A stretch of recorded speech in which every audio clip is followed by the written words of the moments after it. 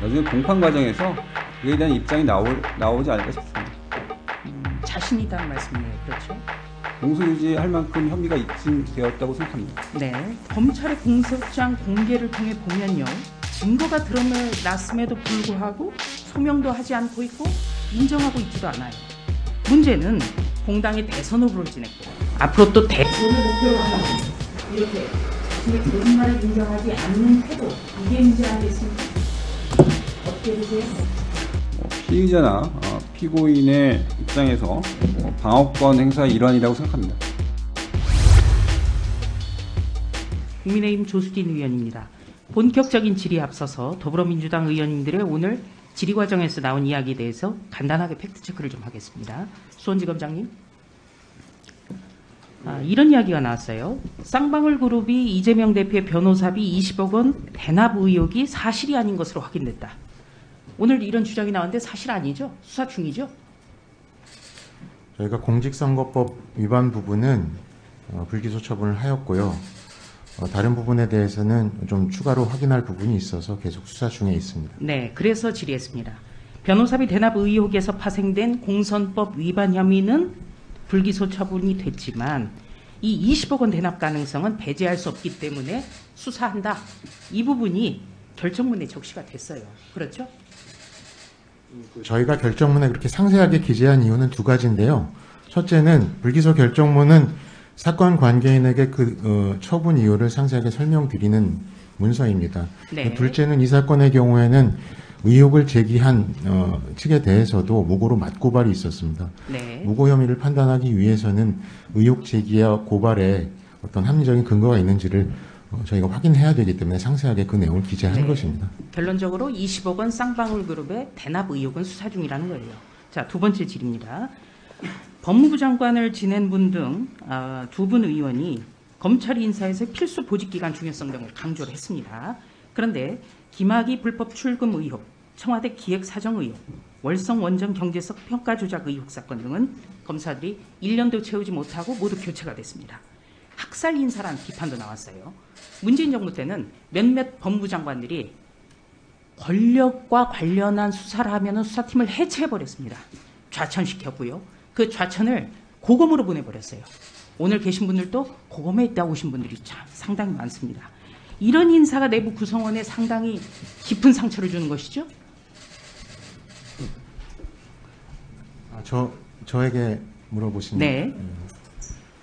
아까 말씀드렸지만 공직자는 어느 자리에 가건 자기 맡은 직분에 충실해야 한다고 생각합니다. 네, 맡은 직무에 충실해야죠. 그러나 권력 관련 사건을 하다가 수사팀이 해체되는 것, 그래서 학살 인사라는 평가를 받는 것, 대단히 부끄럽게 생각해야 돼요. 지금 적시된 세 건은, 제가 소개한 세 건은 추미애 전 장관 거 빼고 다른 분 장관 때 있었던 일을 말씀드리는 겁니다. 자, 수원지검장께 질의하겠습니다. 송경호 서울중앙지검장께 질의하겠습니다.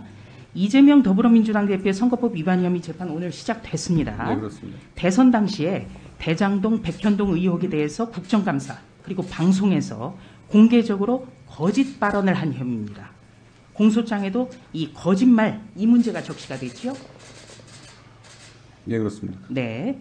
억지 기소라는 이재명 대표의 주장을 공소장에서 어떻게 보면은 정면 반박했다. 이런 평가가 나오거든요. 어떻습니까? 공소 유지를 할 만큼 혐의가 충분히 입증되었다고 판단하고 기소한 것이고 당연히 공소 유지의 책무를 지고 그거를 해나갈 것입니다. 네. 수사검사가 이번에 재판에 직접 참여를 하죠. 이번 사건은 수사검사가 흔한 직접 일입니다. 하죠. 수사검사가 재판에 관여하는 일은. 이른바 직관 사건이라고 예, 하는데요. 그렇습니다. 예.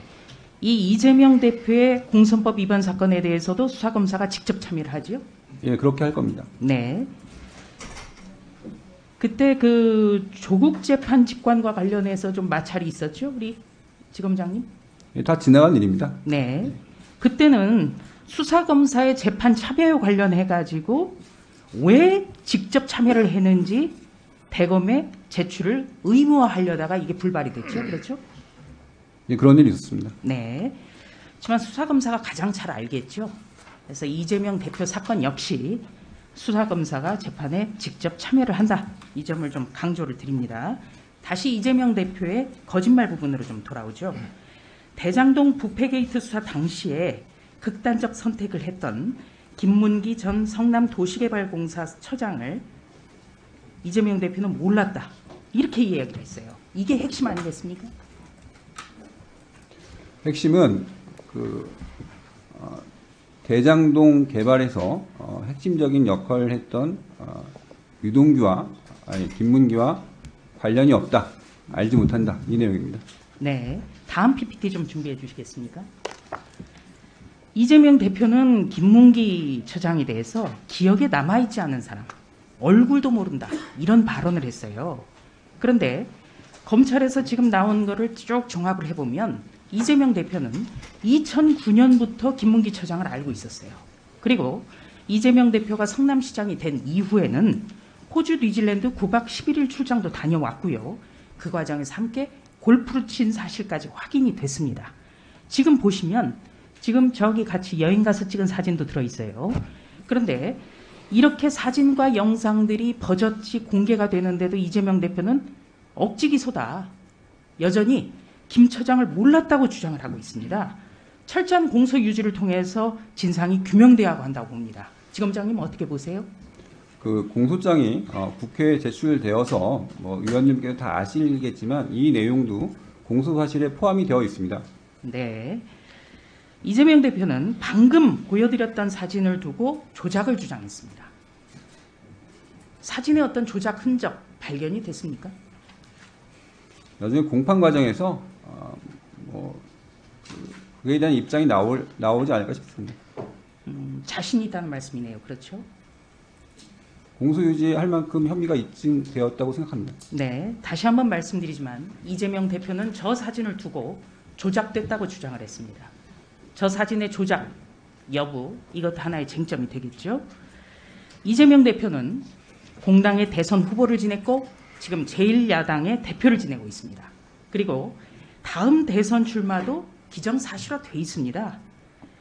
그런데 검찰의 공소장 공개를 통해 보면요, 이 증거가 드러났음에도 불구하고 소명도 하지 않고 있고 인정하고 있지도 않아요. 문제는 공당의 대선 후보를 지냈고 앞으로 또 대선을 목표로 하는 이렇게 자신의 거짓말을 인정하지 않는 태도, 이게 문제 아니겠습니까? 어떻게 보세요? 피의자나 피고인의 입장에서 방어권 행사의 일환이라고 생각합니다. 네, 정리해 주시죠. 네.